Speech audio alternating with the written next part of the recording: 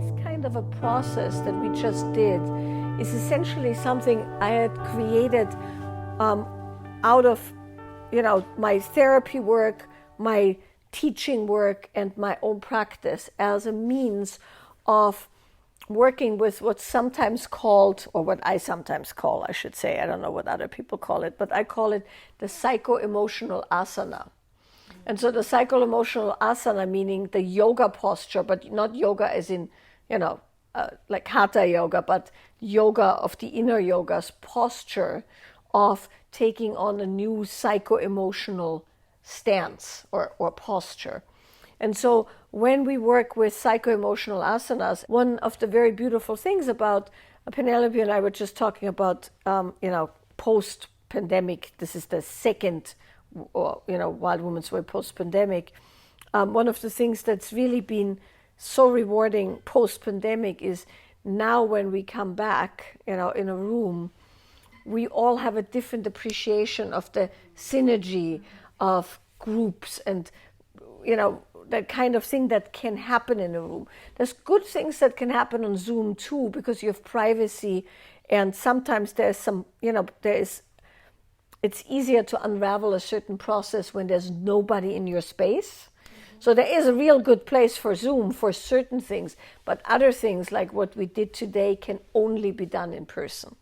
We're essentially sending energy down pathways that are not completely open, or that have been somewhat atrophied, or that haven't even happened yet, right? And so that's why it's important to have some discipline so the energy doesn't disperse before it creates a groove.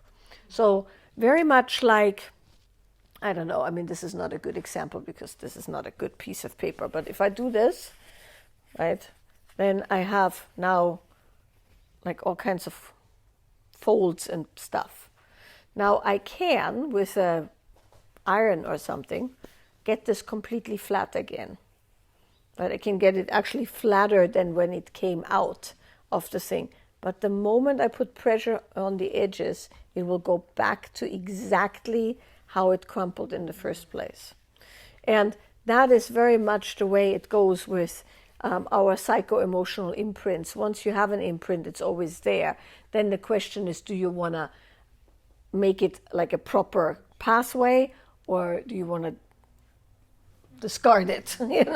That's the question there. But you have the feeling now, and you can refer back to that feeling, and you can refer back to the experience in your own practice at home, or in the moment where that thing that you want to step into is called for. It's not fresh then, it's not a fresh groove. You're essentially going, oh, I remember that. Ha! And then there it is. And that's the important piece with a practice like that. Now, it's quite intense, and the intensity can, in certain ways, kind of deepen the groove, or but it can also be a bit irritating, or you might be a bit more, edgy or something. That's perfectly fine. That's part of the creating of new patterns and new experiences. Subtlety typically can't be achieved if you can't dial it up. So the way to typically play with something that's new is you go really big and you expand as much as you can.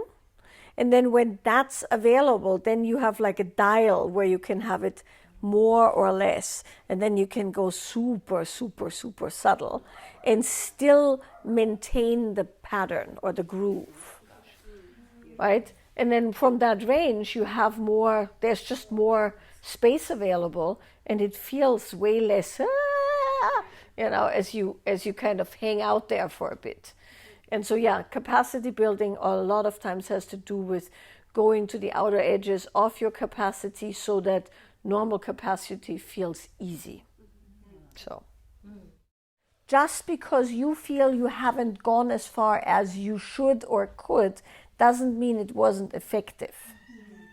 I remember distinctly once, this was many, many, many years ago. I want to say 27, 28 years ago. I was assigned a very specific flavor in a practice, and it was Sophia Loren. And I had such a hard time with that because I was young, right? I mean, and you don't know what the hell you're doing in your 20s, right? You just don't. And I mean, you know, and you think you do, but you really don't. And I remember just being absolutely, I don't know, it wasn't even terrified. It was just like bewildered by that flavor. And I felt like I couldn't do it. And it just felt, you know, like I was putting on a thing. And, you know, that the moment came and went, and there was, you know, that was it, and whatever.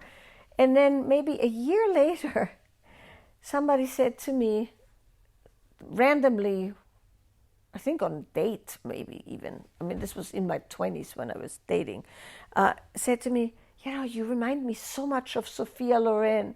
And I was like, what the fuck? You know?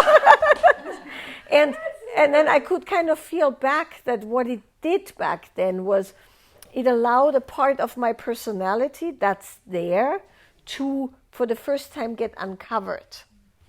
And that little window opening for a moment was enough for my, let's say, tendency in that direction to be uncorked. So these things are not linear. Right? They're very much like you don't know where and how. So I wouldn't worry too much about it. You still have the imprint of what it is and what it could be, and that could be can just unfold itself as you go along. And maybe the could be is happening tomorrow, or maybe you don't even notice, and then at one point you realize you have it. But also sometimes what we think could be might not be the proper medicine as well, right? So sometimes you're like, oh, we should be, and really it's in the relaxing some of the doing that the real growth happens, or in the acceptance that we're not doing it perfectly that the real growth happens, or whatever, right? So I wouldn't worry about it. You still know where you want to go, and then you'll just play around with it when you can. But also now when we do nonlinear, you'll have a chance to explore that one more time. And because it's not in the face of people and in that structure, it might unfold itself differently. There is ways to make sounds that disperse the energy, like when we chat, right? When you can't stop nervously talking is the same as when people start making these sounds that are their sounds of bypassing. Mm-hmm. So for instance, when I think of something like that's really still making me cringe with embarrassment, I did something or whatever, there's like this kind of a sound that comes out of my mouth, which is a throwing off.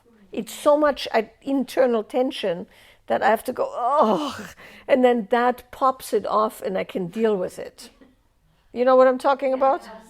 Yeah, I'm looking back there. You're yes, good.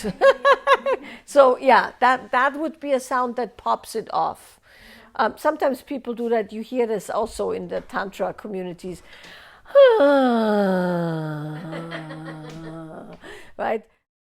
Yes, well, childbirth, you're supposed to make any sound you the fuck please. There's no such thing as bypassing in childbirth. You can make any sound you want in any which way you want. You can scream, you can shout, you can sound like a Bali girl.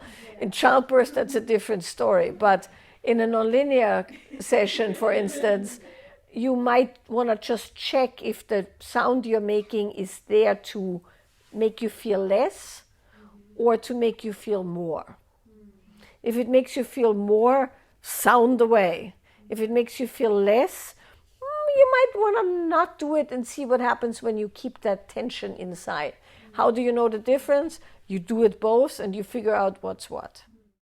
If you notice that when you make sounds, your body relaxes, that would be in the plus category, right? But here's the thing.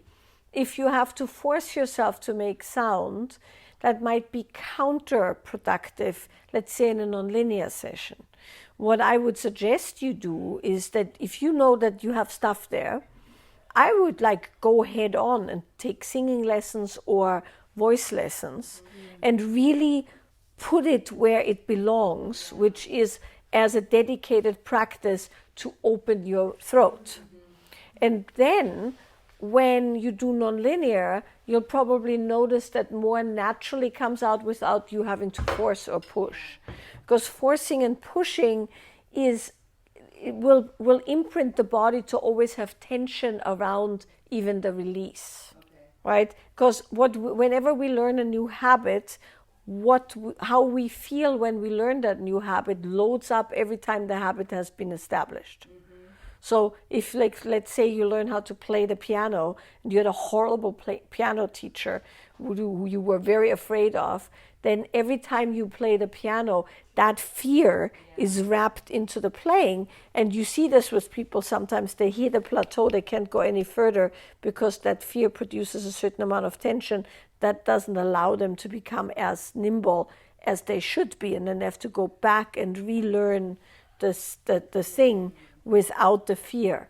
And so when you really want to do this, I would go, okay, I'm going to do this. I'm going to hire a person. Now you can do it all online, which is great. You can do online singing lessons. It's great. So then you can really focus, and it's like skill development.